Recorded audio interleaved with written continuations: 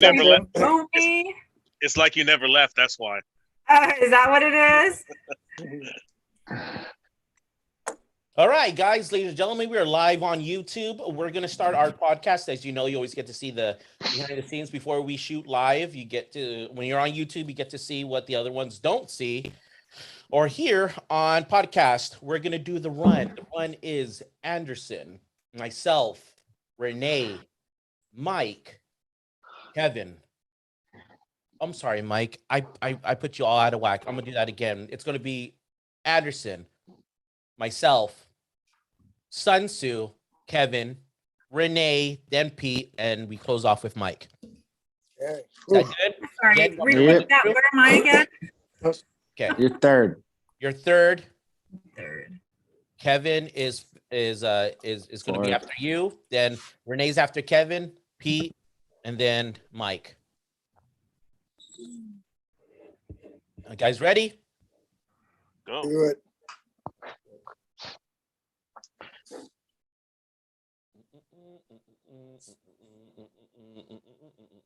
There we go. Thank you.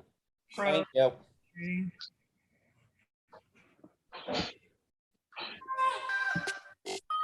Welcome to We Could Be Wrong, but Who Cares? I'm Anderson. This is Christopher Harris. Sun Tzu and Kevin. Sensu. Renee. And Pete. And Mike. And Mike. You guys missed that, don't you? I know you guys missed that little I'm really echo. glad that we're back on together. So as you know, Now I realize how much I didn't want Sussy back. My echo is back. Anderson, And don't freaking play, man. You know you missed me. Don't even pray. oh, that's great. There we That's go. great. So as you know, we have we're gonna mix up the panel. The panel's gonna go in and out. We're gonna have different personalities because we do have a true cast of people that represent everyone in our country and possibly across the world, because the schism between conservatives and liberals is now worldwide. We're gonna start with one of our first topics, and then we're gonna talk about the Biden administration. After that, we'll go into one of our rants. Then after our rants, we'll go into our second topic. You guys feel comfortable with that, or would you guys like to have the rants first? you're the boss. Good to go, man. All right. Yeah, let me just get my bottle of whiskey before we start. Right? Oh, Someone no. send me a bottle as well. Yeah, that's So- really important. Damn. Okay. What guys, happened? Your wife kicked you out of your house or what? No, I that's a long story. Get right into it. Let's get right into it, guys. One of our first topics that I really want us to talk about is the Biden administration. There was an Terrible. article that stated that the press is treating Biden just as bad and possibly worse. than they did. Worse. Dude, how could the media be treating him bad when the media is all liberal and it's for everything this guy does, and every time anybody says anything that's opposite of that, they go to his defense? How is that? That makes no sense. No, but Have you- the same way. be agreeable today. They let him get away with not saying anything, not answering questions, and then when he does answer, it's the stupidest answers, and then they don't say anything about it. Like, they don't question his stupidity when he's saying stupid answers that make no sense. How much good stuff have you been hearing about Kamala Harris, Renee? Oh, she's terrible. Oh, yeah, and you've been hearing how good she is, right? On the liberal media. I haven't been hearing much about anything about her. Exactly. That's the problem. Yeah. Exactly. That's Do you the spend problem. a lot There of is no time? coverage. Do you spend a lot of time watching MSNBC? No, I spend a lot of time listening to Fox because that's the only place that I can get any information I that's live about well, what's then- going on. Well, then how's the argument that you haven't heard anything even relevant if you're not going to the sources where you're saying this is what you're talking about? Because I know that when I turn on my local television or when I look, not MSNBC, but like CNN and stuff like that, all there is positivity about those two. Like oh, well, this is going on but it's because of this. Or there's always an excuse of why things are in a shithole right now. I mean, when we were covering like the Afghanistan coverage, it was not favorable towards Biden at all. It was a debacle. It was, Well, that's true. That's because they could. I mean, there's no way to sugarcoat that, right? I mean, And what the he border. did was the wrong. What he did was the wrong thing in Afghanistan, and you can't sugarcoat that. I mean, it is what it is, right? And sugarcoat it, Renee, because the way that they framed it, it was one of the most amazing withdrawals. Oh, that's true. Okay, so let's get a little bit more technical. Pete, may I ask you the question? How do you think some of the Biden policies are failing America? I don't know. Has anyone gotten gas lately? $5 a gallon in California. Yeah. I Mike, think it's kind of affecting everyone. So gas is one of the things that you feel strongly about? Sure. Okay, Mike, I believe you have an answer for that, don't you? Oh, Yeah, there was a surplus of gasoline, major surplus of gasoline during COVID. Major. They were putting it in tanks, extra spots. And then within a year, all of that gasoline is gone and there's a shortage. Please, Pete. Come on, man. That's just manipulated greed right there. I don't care who the president was. That's manipulated greed. Do you know, according to USA Today, that gas prices supposed to go down by 2022? I don't know if you guys saw that. Like 6 cents. For like 3 weeks or something. Administration 6 cents, like reduction. Yeah, I didn't know by how much, but that's what they were announcing. So I don't know. Yeah, it's gonna go down for about 3 or 4 weeks because they got into our reserves. But who's in charge of the gas? Because I'm kind of confused. Well, Biden, he cut off. He's going for like alternative power, right? So they're slowly putting an end to gas. That's what's happening. So when you cut off us, okay, when Trump was in office, we were totally not dependent on other countries, and now we're 100% dependent on other countries. So when we become 100% dependent on other countries for fuel, guess what? No, it's true. It's true. Well, to be 100% accurate, or to be 100% dependent on foreign fuel, that means that no fuel would be taken out of the ground in America. I'm sorry, guys. We're going towards that. You know that gas in Texas right now is like $2. Right, you guys know that? Give me a second. Texas is the only one that's pumping gas out of the ground. We have a viewer now that says gas prices are at a 7-week low. Is that manufactured? Where? Not here. Can I go there? Still $5 a gallon. It's $4.99. $4.99 in California. Stop putting premium on your car. No, that's regular, dude. Yeah, a 7-week low from costing a kidney to fill up your tank isn't really helpful right now. I paid $4.19 a gallon yesterday at Costco. That's pretty exclusive to Costco because of how they operate their business. But to Kevin's point, saying that how can we be 100% independent from other countries as far as fuel? If you look at the numbers, we were pretty self-sufficient as a country until they stopped the pipeline.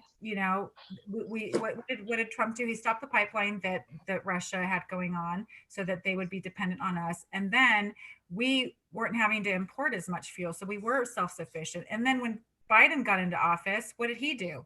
He stopped. Yeah. So it's like everything he's doing is not to our benefit. I don't see how anyone can defend that in any way, whether we were 100% self-sufficient or not. We were in a better place then. Oh, you know what? One more thing. So he wants to go towards all electric cars, right? But what people are failing to see with that is that the main manufacturer of electric batteries is China. And they are gonna win big on that. Huge. I mean, we're practically giving them, like the lotto. China's the major manufacturer in almost everything, just because they're so big. But batteries, especially car batteries. And not only that, they're the ones that are mining for the iron ore for batteries. And the pollution that's caused the way they mine, the Chinese, for the iron ore that's needed, and the lithium that's needed for batteries is way more damage than gasoline does to the environment. Just so you know, I was reading a study. What's your comment on that, Anderson? No, I didn't know Renee cared about the environment. That's why. I'm talking all the snowflakes.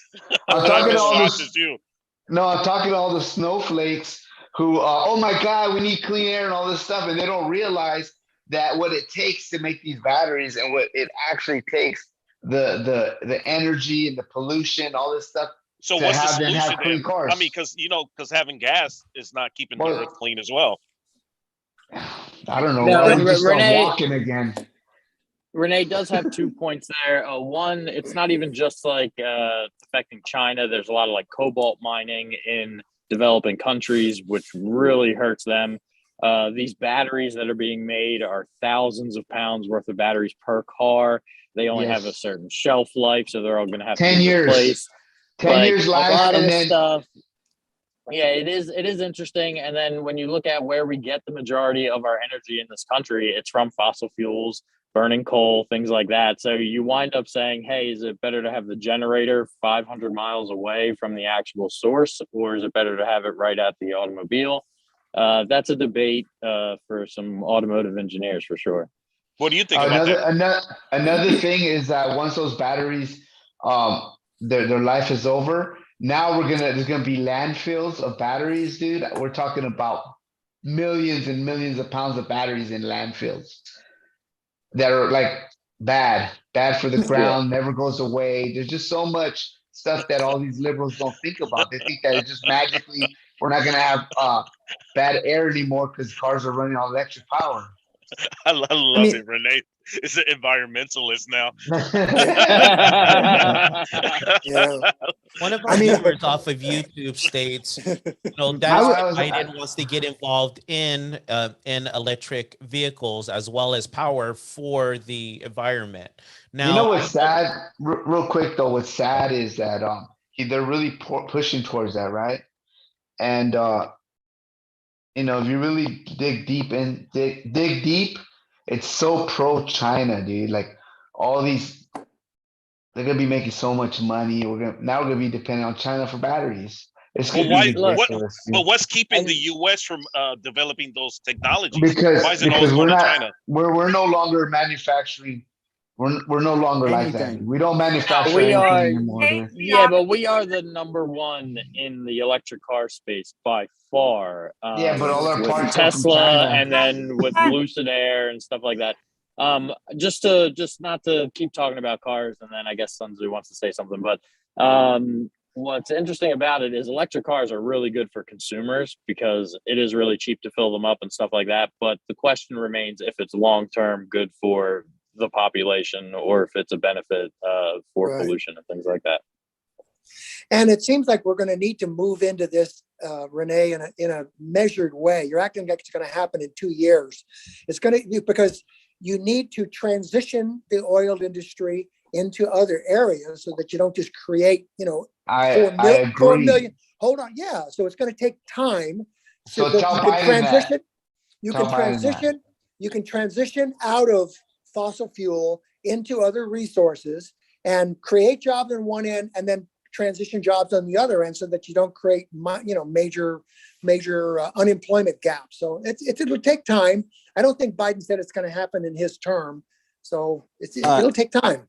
I believe the target date is 2030. That's how aggressive they're going after it. And that's California's target date, I believe, right? Yes, that's California's target date, which seems very ambitious to me as well. I agree. I can't 10 years. Yeah, I don't know. I'm reading here in Politico that that they're trying to have 5 million electric vehicles on the roads by 2025. That's just a few years. Yep. And they're trying to implement 250,000 charging stations.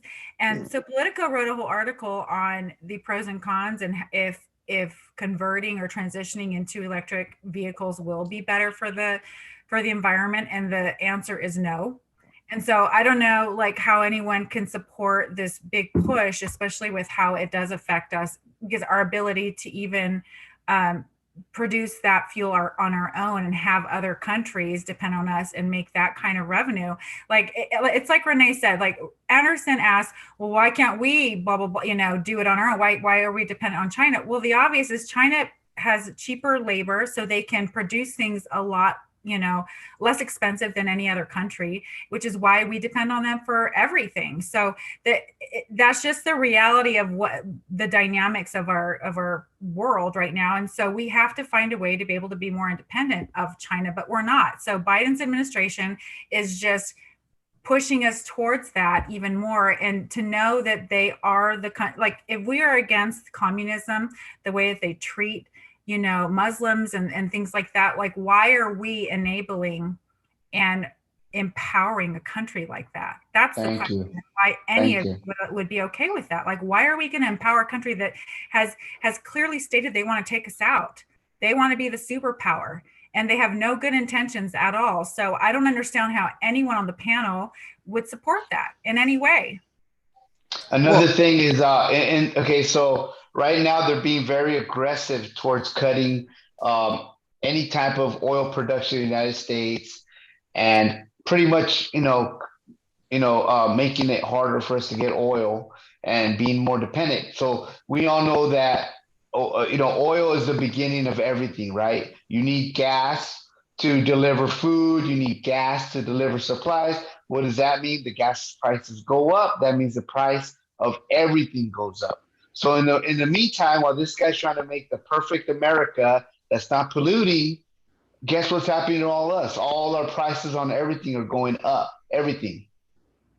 Well, he's basically, what he's doing, Renee, like you're stating, is they're increasing prices on gas, which is going to convert people into electric vehicles. So they're kind of forcing our hand into needing to go to electric vehicles. And so we're kind of, we're going to be left with no choice, because how long this is affecting mostly the lower middle class, because we're the ones that consume the most of whatever product there is. Yeah, we work, so we have to drive to work. And how are people going to do that? We're almost at tripling, our gas prices. I don't know how anyone can afford that unless you're making good, which, a lot of us have decent jobs, but we got to think about the people who are, are struggling, or single income home families, or even double income home, but they're making minimum wage. That's what the left fights for, right? Minimum wage. We can't survive on minimum wage, but a lot of people, that's what they're making. So how does that make sense to increase these gas prices? It is no coincidence that this happened. Biden's how many months into his administration? It is no coincidence that it happened. 12 months, quickly. A year. We're almost at a year.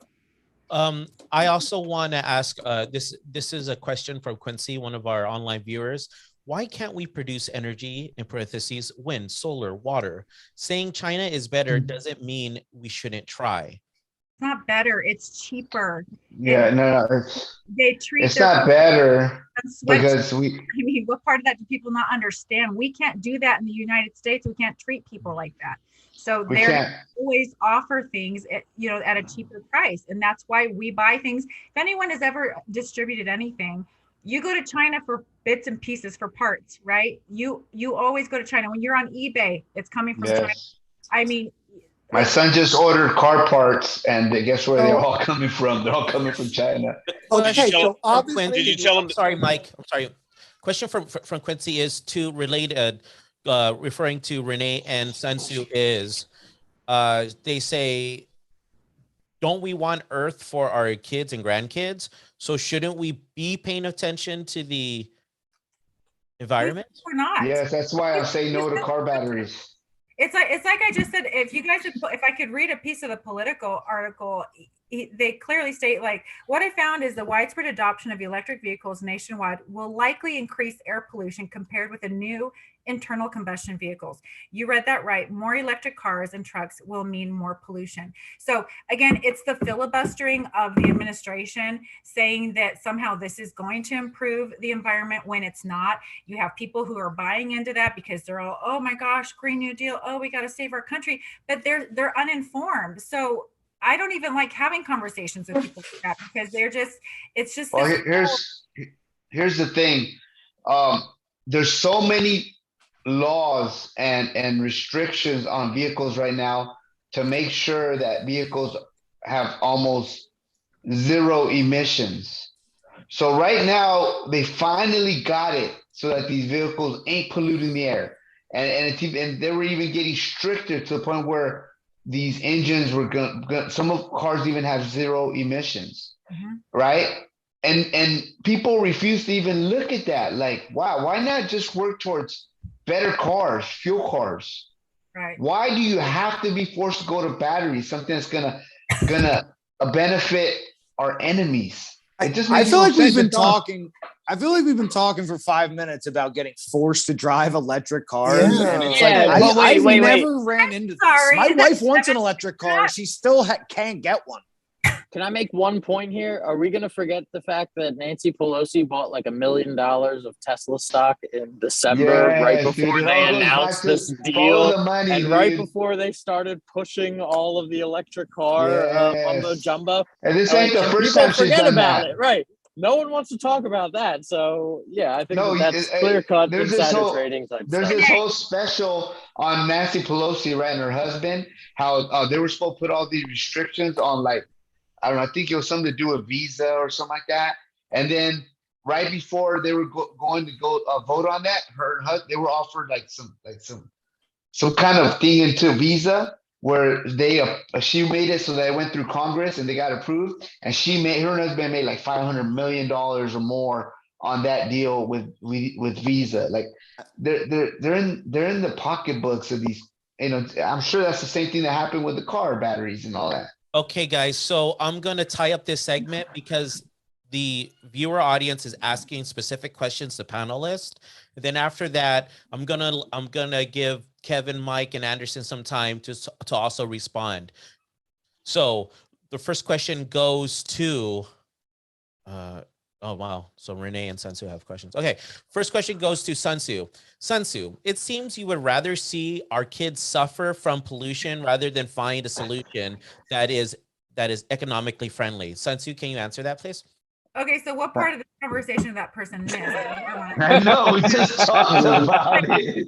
Listen, I'm at a point in life where I'm like, I don't like dealing with nonsense. Like, I want rational, good questions, and I don't mean to be rude to that person, but like that's the whole point. Is the best way for us is to find safer, cleaner ways to have, to be fuel efficient here in our country and not have to depend on other countries. So my question to you would be, well, do you not care about your children and your grandchildren? Because the more we depend on China, the more we enable a country who wants to harm us to take control. So that to me is a bigger threat. So it really depends on what you see as the bigger threat. So she may think that we're destroying this environment for whatever reason. I don't see any proof of that, other than the fact that the left is trying to push these electric cars. And I think that's a woman's question, dude. Let me back up Sun Tzu there. So for her to point out the fact that electric cars might be polluting more overall in general does not say that she doesn't care about the environment. So that's a very liberal question that you got there, which is just a cheap shot. And this argument that you guys are trying to make, that because we are making it. the argument that you're making that electric cars pollute more than gas cars because at the end of the day, the source is like coming from the same sort of, carbon emission type energy source. That's only like a short-term problem. How is that a short-term problem? Well, so early on, in order to get these other renewable energy sources viable, you're going to have to cross over and go to the old sources. But that doesn't mean that there's going to be more pollution. Like that doesn't. No, the pollution comes from the batteries and stuff as well, Kevin. So the pollution comes from the strip mining for the cobalt and the nickel and all the really wicked lithium and everything that is required to make these cars. Every product, because it's coming from countries that don't have any laws on environmental laws. And this is real important that everyone needs to know. Where does plastic come from? Oil. Petroleum, right? Okay, so these cars are made of plastic and batteries. And that's it. Okay. One thing I want to make clear, audience, we will always have time for your questions. There are no stupid questions. There are no liberal questions, and there are no conservative questions. Oh, come on. Except for that one. Except for that of our wonderful viewers who we take love time the liberal out questions. and watch. We love them. And watch. We could be wrong. Thank you very much for taking the time and asking questions. We are wrong. I'm imagining crushing Chris's head right now. Christopher, I need to say something because Kevin keeps coming back with this whole, hold on. We have wonderful listeners that we have to attend to. Okay, Second question. This goes to Renee. Renee, who has zero emissions except electric cars? Give an example, Renee. No, there's actual. They're working towards that. Where they're working towards that. Vehicle makers are working towards vehicles that burn gas that are very close to zero emissions. That's actually happening. As a matter of fact, that is accurate. As a matter of fact, California has some of the strictest laws when it comes to your vehicle and passing smog and do all that. And California, I mean, they take tons of cars off the road because of that, because of their laws. So why not work towards that? Why not work more towards, cleaning up the air and trying to get our motor vehicles that run on gas to almost zero emissions, Renee, I just moved to Utah and my son's car, which is an older car, it needed a smog check in California for his registration. It didn't pass. Don't need a smog check in Utah, thank you, because you're right. You're not helping him out here. You're not helping him out here. By the way, I just sent you guys the article so that you're not helping. Importantly, can read through it and see what Anderson, did you want to say something? No, on that point of Sensu's about the car, the emission, I have a guy here that will do it for a certain amount of money. He'll pass it forward. Back down on Alvarado Street. No, they're usually Asian. And shout out to my mechanic Raul. What's up? Did you want to add something, or did they handle it? They covered it. Okay. Mike, did you want to respond to anything, either to the audience or to? Yeah, I guess I'm a little surprised with Sun Tzu and Renee that somehow Biden has created our dependence on China. In just a year, he's managed to do it. Yeah, man, he's in bed with them. Yeah. We've had a dependence on China for a long time. It's like cocaine. We are totally hooked on consumerism from China. Yeah, but when Trump was in office, there was some good cocaine. Now we're getting the bad. Yeah, right. Thank you. That makes about the most sense. So come on, let's don't be pretending that all of a sudden our international policies are such that we're totally in bed with China. And yeah, right. So come on, guys, give me a break. All the time, we're not saying all, Mike. You're taking to the worst extreme, but we're talking about specific things that we were becoming more independent from China, which is what we should all want. So don't get it twisted. We weren't saying that. Well, you've talked a lot about it. You've talked a lot about China, and how bad. Oh no, let me finish it. How bad China is. And our dependence, and we don't want to be dependent on this bad country that's looking out to destroy us. You're the one that said all of that, so that's where my overreaction came from. Are they not a bad country? I mean, are you defending them in some way, or am I talking to Biden? If they're what's going on? Well, clearly they must not be that bad because we still got our vein wide open and we're still using all of those products. So if they were truly as bad as the American people seems to think they are, we wouldn't be trading with this ugly country that's going to overtake us. Really? Come on now, man. Like Nike, I mean, they are as wealthy as they are because they make everything in China and sell it at a premium. Making the same point. We're making the same point. We're making the same point. Yeah, no, I totally agree with you about every business. What's important about a business? Bottom line, they want to make money. Absolutely. What do? They cut their costs. They absolutely. I know the formula. All right, guys, let's get ready for our rant. I want to say one of our listeners had to go and say, and they said, love the show, got to go. Shout out to Mike, the reasonable one. So Oh, wow. That was Mike on his computer. Yeah. Damn it, Renee, shut up. All right, let's change gear to our first rant. This rant is from a panelist that we'll see next week. So the one thing about rants is you usually can't talk. You cannot talk on your rants. So he decided to throw one this week since he can't talk on it. We're gonna play it. Hallelujah on that rule. Now, thank you. Oh my goodness, that's funny. No video? No video. It's just a. It would have been funnier with video. We said it backwards, Chris. We said it backwards. Now that you say that. Okay, guys, my rant this week is on gun control and gun laws.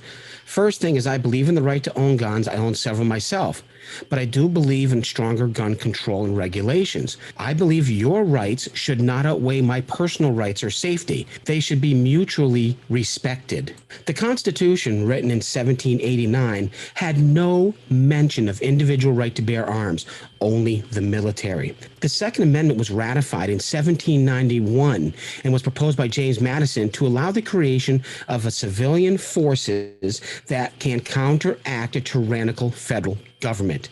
The original text for the Second Amendment to the United States stated, quote, a well-regulated militia, comma, being necessary to the security of a free state, comma, the right of the people to keep and bear arms, comma, shall not be infringed, end quote, period. This, in reality, went back and forth until 2008, until the District of Columbia versus Hellier. It was a landmark decision of the United States Supreme Court ruling that the Second Amendment to the United States Constitution protected an individual's right to keep and bear arms, unconnected with service to a militia. And this was also a margin vote 5-4, with conservatives, Justice Roberts, Thomas, Scalia, Kennedy, and Alito voting yes, and Justice Stevens, Soter, Ginsburg, and Breyer voting no. The Second Amendment also says nothing except you have the right to bear arms. It says nothing about the type or number of weapons you can have. It just says you have a right to bear arms. So let's talk about gun laws that have been enacted since then. Well, the first one was in 1934, the National Firearms Act, which mandates the registration of Title II weapons, which are stuff like machine guns, short-barreled rifles and shotguns, heavy weapons, explosive ordnance, suppressors, and disguised or improvised firearms. In 1938, there was the Federal Firearms Act. This required gun manufacturers, importers, and those doing business and selling firearms have a federal firearms license, and also prohibited the transfer of firearms to certain classes of people, such as convicted felons. There was the Omnibus Crime Control and Safety Street Acts of 1968, which prohibited interstate trade of handguns, increased the minimum age of 21 for buying handguns. Next was the Gun Control Act of 1968. This basically focused on interstate commerce in firearms and generally prohibited interstate firearms transfers except among licensed manufacturers, dealers, and importers. One of our panelists last week mentioned 1968 as a year they took stuff away. Well, this was the Firearms Owner Protection Act, which revised and repealed the Gun Control Act of 1968, which basically prohibited the sales to civilians of automatic weapons and required the ATF approval to transfer of automatic firearms. Next one was the Undetectable Firearms Act of 1988, which effectively criminalized, with few exceptions, firearms with less than 3.7 ounces of metal content.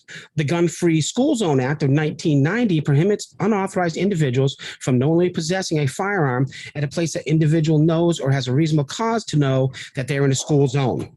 Next was the Brady Handgun Violence Prevention Act of 1993, which requires background checks and 5-day waiting periods on most firearms purchased, depending on seller and venue, period.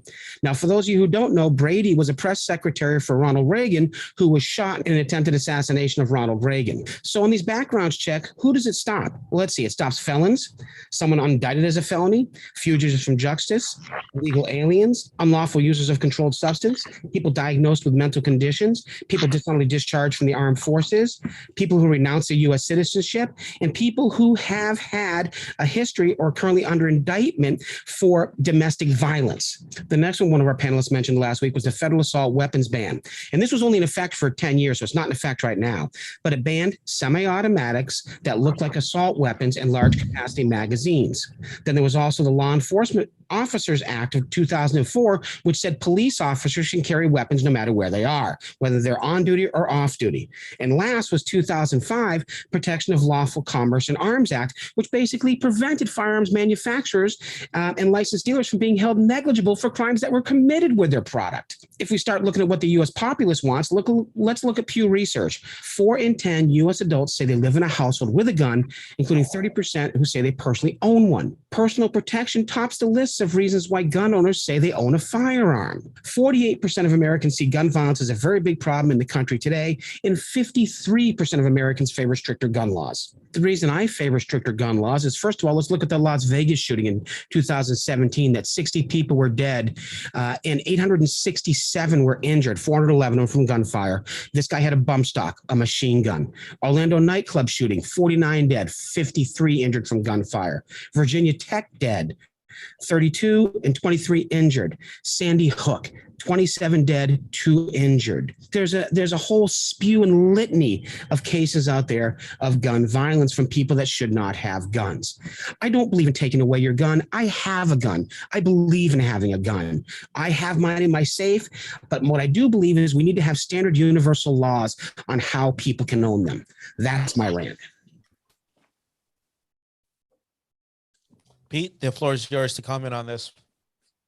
And I don't really know where to start with that. It's crazy. So, what I do like is that he definitely negated the part of the amendment where it says shall not be infringed. So that's where it does specify what you can and cannot own, and that pretty much means anything. So anytime that people are making laws, which he cited dozens apparently of laws that regulate all types of stuff, at the end of the day, they're just infringing on the right to bear arms. And that is the bottom line end result.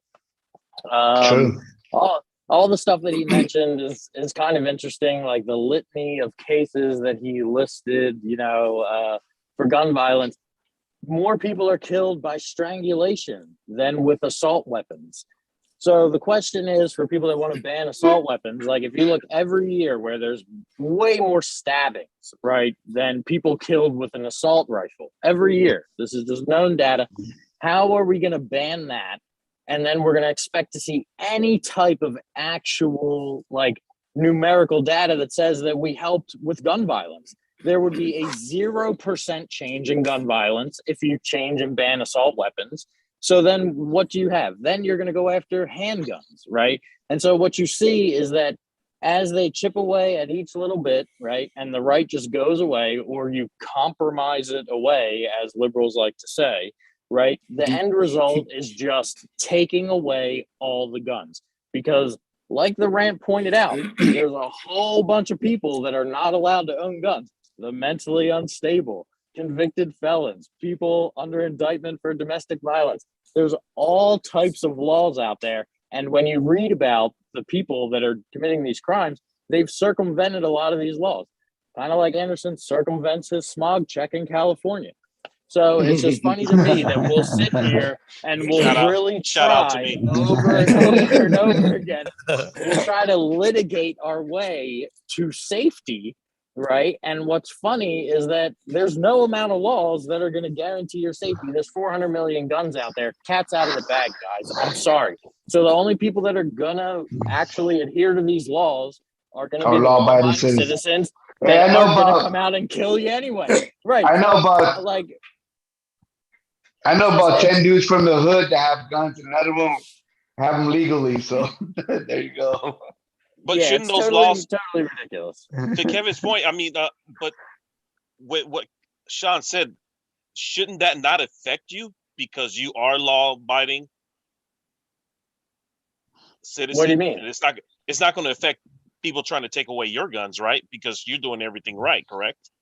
Well, it doesn't until you keep changing the law and changing the law. See, and that's the problem. You keep saying you look at. Okay, no. Sorry. Then we'll just look at when. So the 1994 assault weapons ban. So when you can't go out and buy something, that now affects you. the bump stock ban, which happened immediately after the Las Vegas shooting. So that's Donald Trump, right? Going out there and signing in with executive order a ban on bump stocks. So you had to destroy them. It became illegal. That made millions of people or hundreds of thousands of people in the United States felons overnight. That actually happened within the last 4 years. So like for people to say it doesn't happen, it happens all the time. People just don't look. And that's what's funny, where the people that are talking about gun control know nothing about guns. I'm still waiting. I need Sean to show me a gun. I don't actually believe that he owns a gun. Yeah, Alec Baldwin, right. It wasn't my fault. Wait. What did you say? You say that you don't believe Sean owns a gun? Is that no? I'd have to see it. At this point, I'd have to see it. Okay. Pete, I'm with you on that. Chris has a question. Pete, show data for strangulation more deaths than guns, because I don't see that. He said assault go to the FBI. weapons. Assault weapons, not guns. And so that's where the ban on assault weapons, which gets talked about all the time. Oh, we need to ban AR-15s. They make up 0.01% of gun crime. They make up the COVID death of gun crime. Yeah, it's like nothing. So you're going to ban it. And then what are you going to do? You're going to come out next year and go, look, the gun crime is still there. So now what are you going to do? You're going to ban the next thing. And so it's just, Does anyone know like the statistics of assaults with a deadly weapon or whatever, with guns or assault weapons? How many of them were law-abiding citizens who actually was registered to them, or if it was bought on the black market?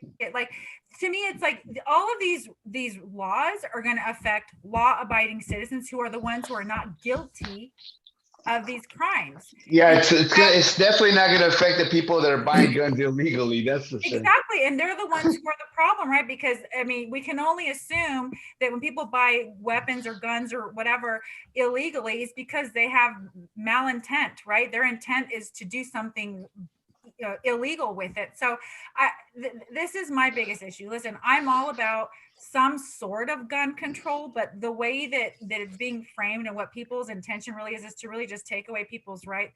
When they know that people who are not law-abiding citizens are able to acquire these things on the black market, which leaves us, without any sort of defense. And so how does that make sense? What gun control are you for? I'm sorry, I missed that. So far, I have not heard of a reasonable, like gun control, what's the word, proposition, right? I haven't heard of anything that's been proposed that seems reasonable to me. If anything, I feel like it affects just law-abiding citizens who are not the ones who are guilty of these types of crimes. So for me, it doesn't make sense so far, but if there was something that made sense, I'd be okay with it. But the fact of the matter is it's the people who are acquiring these things illegally who are the ones that are committing the crimes. So any law you put in place will not affect these numbers. What's that? Oh, how would you how would anybody prevent these non-law-abiding citizens from acquiring guns without some sort of like registry, and everyone knows like where the guns are and who has them, and then you have to be like accountable for the guns that you purchase at some point? I have a question for you, get Kevin. Drugs illegally, the same way you can get. Dude, seriously, the black market is real. Like you can acquire. No, I'm not saying the black market isn't real. That's not what I'm saying. You can acquire a human person, a child, and rape them on the black market, and there's no registry, there's no accountability as to where they came from, who they belong to, who actually is purchasing them. So with guns, it's the same thing. We will never be able to get around that. That will always exist. So any law that a lawmaker proposes does not make sense because it's only infringing upon our rights. I'm hearing two arguments. One is that there's a bunch of laws on the books and we should kind of enforce those. No one said there's a bunch of laws on the books. Okay. I mean, there was a bunch of people. There's thousands of laws on the books in regards to gun control already. Sean just read like a dozen of them. Yeah, so the question is, which ones do we think aren't working? To Kevin, to kind of answer your question, a registry does nothing proactively. So a registry would do nothing but try to maybe solve a crime on the back end and find a gun. But at that point, a crime has been committed. You're already investigating, and now we're back tracing something. So there's no crime prevention in a registry. And so that's where, like, when people sit there and go, oh, like, this is a great idea, and it feels all safe and warm and fuzzy, there's really no logic behind it. It's not going to prevent a single crime. There's already all types of registries for class 3 items. Sean read off a whole list of things that are regulated pretty heavily that have registries, and it's just kind of interesting to hear that people are just calling for more. It's what you stated. It's that warm and fuzzy feeling that Americans want to feel with different, topics and different things. It's like people just feel like, oh yeah, just let all these illegals come over. We should be inclusive. And it's just like, really? Well, why don't you open up your backyard? Why do you have a fence? First of all, is that to prevent people from coming onto your property or coming into your home? Why do you lock your door? It's like that. It's like, why people just want this unrealistic, warm and fuzzy feeling. They want to hear these things that make it sound great, like they're doing the right thing. It's all this virtue signaling, and it makes no sense. And I'm quite frankly tired of hearing people talk about it because it's just annoying. It's just you have a great point, because it's the same thing for abortion. No, we shouldn't have abort kids, but none of you guys are adopting kids. You know what, Anderson? You have a point. You have a point in that were true. You're right. But the reality is, I know a lot of people that have not been able to have children that would love to adopt. And I just heard a story just on Sunday, actually. And we're hearing about kids being, and putting the dumpsters. Like, this is years ago where that was kind of a thing, Wait, did Anderson just make the argument I should be able to kill my kid because you won't take him for me? One more thing. You know what? That all doesn't matter, because electric vehicles is going to destroy this planet.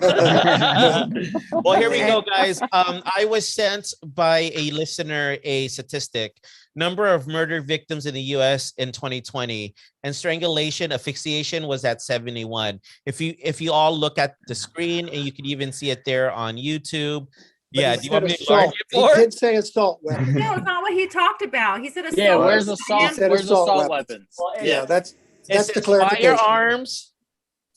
No, it's called just we said assault weapons. Yeah. And what's their number for firearms? The knifings, actually, that's a big number. Is people killed by a knife attack? Like, that's actually the bigger number that we need to look at. Knife is 1,739.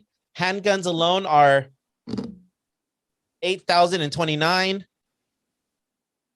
Firearms type unstated this is real small. 4,863. I just wanted to throw that stat out there. How many were strangulations again? Hey, Chris. So that number for the handguns, it's probably all in Chicago, LA, Oakland. I mean, I'm wondering where the blacks are contributing to that number. No. What she meant was where the strictest gun control is. Right? That's what she meant. Where the strictest gun control is. Don't mention whether or not they're Democratic states or not. Okay, Pete, you talked about registry. I don't get the feeling that a lot of states have registry, though, do they? There's not a lot of registry, is there? There is. So there's no states actually have a registry for like regular gun purchases, but all states there is an actual federal registry for like class 3 firearms. That's like assault weapons, that kind of thing.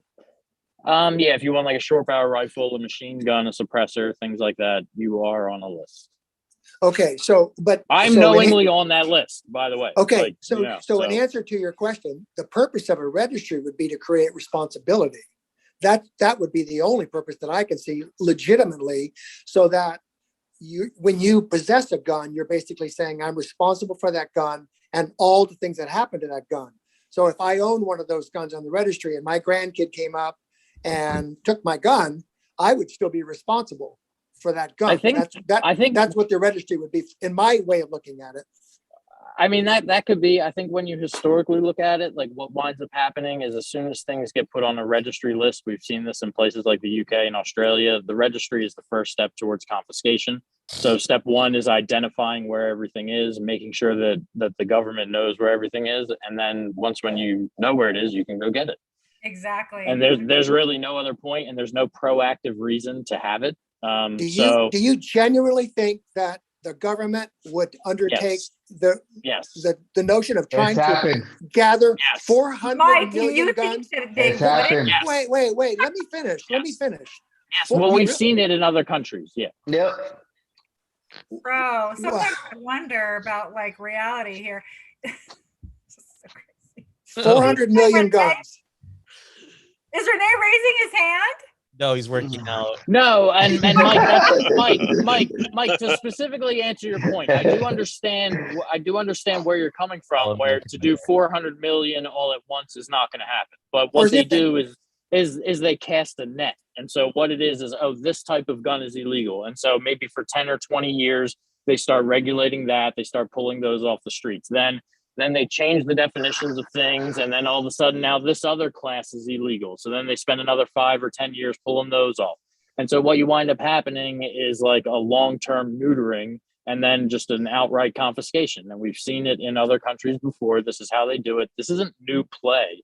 Like, and that's what's kind of shocking to me, that everyone in America kind of thinks like, oh, it can't happen here, or we've never seen this before, or they act like the things that we're saying are like outrageous or extremist or anything else. This is literally history repeating itself. Everyone's seen it, and it's coming. And it always starts with the government tell you that they're looking out for your safety and your well-being. Absolutely. Well said. Let's stop right there. That is well said. Let's go to our next topic because we're just munching on time. Second topic. So I'm gonna open this up with a funny meme that was sent today. It was a funny meme that was sent in the group chat where it said Alec Baldwin has killed more people than the Omicron virus. Renee, would you like to open up with that thought? Oh, it wasn't mine. The one that says raise your hand if you think Biden sucks. No, that was the topic. It was mine, Sun Tzu. So Renee, there was a real funny, or not funny, it was a real interesting comment that you made about South Africa and the Omicron variant and how many people it's killed. Can you go with that? Can you open us up? Yeah, no, it's killed a whole 2 people in South Africa.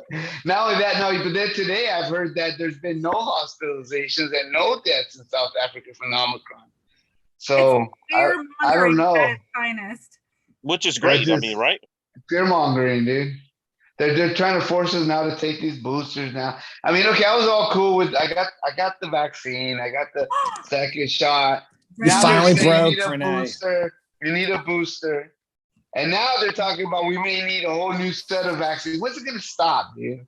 Exactly. I mean, everybody gets vaccinated. I'm almost ready. Stop. I'm almost ready just to like catch COVID, dude. Who gives a shit? I'm healthy. And if I'm not, then fuck it, I'll die. Whatever, dude. I'm just going to get vaccinated. I'm going to be fucking guinea pig. You know what I'm saying? Like vaccine. It's like, when's it going to stop? We got to understand that this is here to stay. You're gonna catch it. It's gonna happen whether you're vaccinated or not. We just gotta learn to live with it. Period. And be healthy. Why isn't the government pushing ways to boost your immunity to be healthier? Because the number of deaths were either elderly, people who were overweight, or had comorbidities. You want them to infringe on your freedom and maybe like shut down a bunch of fast food stores and all that? You mean like? But I feel like how would the government push health, or tell you what to eat? Oh, how would the government push health without how could the government push health without you accusing them of being Nazis? Yeah, like the Obama administration. Push health. Wait, hold on a second. We've taken health class, have we not? And I mean, as far as we all do, yeah. You know, Anderson just made a terrific point when former First Lady Michelle Obama tried to. Yeah. Well, I'm just saying, you know, Anderson made a good point when she went and gave the initiative of children eating healthy and of gardening and eating more veggies. The right really attacked her and saying now she's going to be the soda police, and really nailed her on that. Yeah, but it was mainly fat white people that were mad at her. Let me answer that directly. We're in a pandemic now, guys. Everything's different. We need to be the soda police. We're in a pandemic. No, we have the soda police. Remember when Trump was criticized for the amount of Diet Cokes that he drank a day? I mean, the media is the soda police. We already know that. But to the Michelle Obama, Trump is the last person you want to initiate as F healthy. No, but you know what, Anderson, Okay. you're right. Like Michelle Obama, she did start a good initiative, and what's sad, because I did hear from both sides of the media where they did criticize, where was that whole initiative being pushed now to be healthy? Like, why has it been completely abandoned? Because it was a good and legitimate thing to teach and to educate our children, because the reality is kids are more sedentary these days. They sit on their phones, they sit on laptops, they sit at school. They're unhealthy. We're raising a very unhealthy generation, which is why they're going to be more susceptible to death or being hospitalized due to stuff like COVID and things like that, because we're not teaching them those things. So my thing is this: Kevin brought up, we're going to be Nazis and health Nazis. Listen, we need to educate people. I mean, I don't know if any of you have ever hired a trainer or a nutritionist. There's a lot of value in that. And at least if you're going to still make bad decisions, at least you have the knowledge of what you're doing to your body. But the reality is a lot of us have no clue what we're doing to ourselves. Sugar is such a big ingredient that actually is more addictive than cocaine. And most of the things that we consume on a daily basis have large amounts of sugar, which is why we're addicted to things that are horrible for our body. It's a huge contributor to cancer, which cancer numbers have every year seem to increase. So there's so many contributors to bad health. I don't understand why you would be against the government teaching and implementing, rather than the racial theory, like critical race theory. Like, why is that being implemented? Why is that more important than teaching people how to be healthy? Like, but why was that? No, you're absolutely right. But remember, there was a pushback. I guess that was Chris's question. Why was there a pushback at that time? Everything has a pushback. Everything anyone in government proposes has a pushback. But do we cower and bow down to it? No. I mean, it's not an excuse. I mean, there was a pushback, but how bad was it? That bad that we had abandoned something that was a good and honorable initiative to push on the country? Like, yeah, like Rush Limbaugh saying something once or twice on Fox News is way different than having like whole, mandates and people ostracizing others and the type of pushback that we're seeing today that she's comparing it to. It's way different. Exactly. Well, no, it was, I think what was going on was like school lunches were, pizza and fried food, and it was more, apples and celery, and people were losing their minds. And they, they went and I was mad about that, dude. Yeah, so Kevin, it went from cabbage or whatever it was. Listen, is that worse than putting these freaking mandates? I mean, like, for me, if the intent is good, whether or not there's pushback, so be it. There's always going to be pushback. We as human beings do not like change, and the reality is, school lunches are horrible for you. They're never healthy. Where are the mandates coming from? Are they even coming from the government? No, they were. Biden is trying to even though the court struck them down.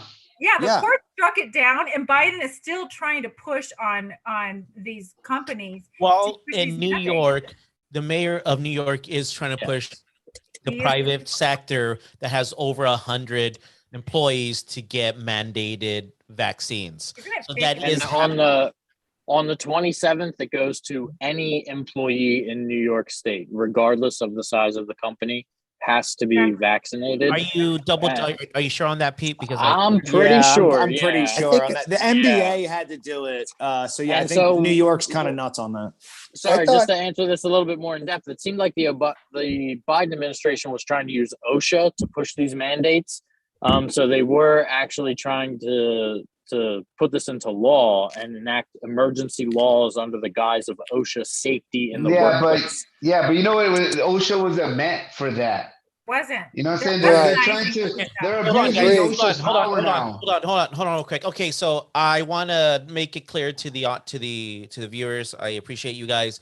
When asking personal questions of the panel, it's up to them if they even want to answer it. There was a personal question asked of you, Sunsu. It's your choice if you want to answer or not. It says, Okay. Sunsu, do you have Who kids? does your hair? There's just a lot though. Sunsu, do you have kids? Will they be vaccinated? Any of you have kids, and will you get them vaccinated? So I guess I thought the question was gonna be, Sunset, do you have kids? Now, do you want some? First of all, yes, I have kids. Do I want more? No. I have 4 kids, raised them all myself. And they're not vaccinated, nor will they get vaccinated. They're healthy kids, they're athletes. I am not vaccinated. I did get the COVID naturally, and I feel like I'm good to go. I weathered through it just fine. It sucked, but it was nothing that I feel like was going to take me down. Was not hospitalized, just kind of weathered through it at home. So there you go. Did that answer all the questions? That's fair. Yeah, I have kids. They will not be vaccinated ever for that. Just for coronavirus, to be clear. Just for coronavirus. Yeah, I mean they get what they need to for school. Yeah, for that. Okay. Did you want an answer? I have a small child. She's not vaccinated yet. I don't think they have vaccines for children that young. They're trying. Don't worry, Kevin. They're working on it. I know. I 6 months. Right. You know what I just saw on the news? Hey guys. You know what I just saw on the news the other day? What's that? The president of Pfizer is not vaccinated. He won't get vaccinated. How crazy is that, dude? No, it's real, dude. I saw it. Yeah, they interviewed him. His excuse was that, I don't want people to think that I have special privilege, so I'm not going to get vaccinated. Dude, He's like, yeah, fuck that. He's like, we only made it in 8 months. He's like, we made it in 8 months. I was like, we have to keep the jabbing president of everyone. Pfizer isn't vaccinated? Okay, so guys, I have kids, and my 2 little ones are vaccinated. They just got vaccinated. I actually saw that on Facebook. How old are they, Anderson? 9 and 11. How irresponsible of you. You guys went for it, huh? Yeah, I mean, I'll let you know if they die in a few months, because I got the vaccine and I'm not dead yet. There was a question I hope that that they Quincy don't. had. Oh my gosh, that's horrible. So here's a question that Quincy had. He said, "Okay, guys," he said, "Do you give your kids the choice, or do you decide?" My 5-year-old? You don't give My kids a 5-year-old. choice. My 5-year-old does not have the choice. No, my 5-year-old is a slave to my decisions, and rightly so, as set forth by the government until 18 years of age. In the U.S., the only thing a kid has the choice of is whether they want to be boy or girl. Oh, fudge! I knew you were going to do that. God. The one thing we actually can't control. Holy shit. That's a whole different topic for a whole different week. And we're going to really get into that. Man, look at the UPenn swimmer. Man, guys, if we want a topic for next week, bro. Man, this is in my backyard. I couldn't believe They're saying he's going to break all records. No, in 2 years. No, but I'm talking about every record ever. No, the first 3 years was swimming as a boy, and now swimming as a girl, and man, just killing it. Okay, she is amazing. Guy looks like a dude with a wig. She's amazing. I thought I heard today, by the way, that the Senate passed a bill, referendum, something rejecting Biden's vaccine mandate. And I think in that vote, 2 Democrats voted for that. So I'm surprised somebody else hasn't heard about it. Nobody else heard about that today? I thought Renee said that the court struck it down, no? Yeah, the courts. A bunch of courts have struck it down. Real quick, guys, I do want to make this point because Chris, read the questions. Hold on, give me a second. We have another question in here. I would give my kids the choice, and we'll discuss as a family the pros and cons. We have some people on well, that's a good idea. Wow, I'm very, because they said how about that, Sunsu? So Sunsu said that's a good idea. So the thing is people need to know the ages of my kids, because I think that's relevant, right, in these types of discussions, because I think myself and Renee have older kids, And so my kids range from 15 to 23. And Mine's 30, 32. What? I have a kid that's 32. Yeah. So my oldest is 23, and he plays football in college. These guys started early, Pete. These guys were out the bat. Nine. Man. Renee was I the was father 15. of 9.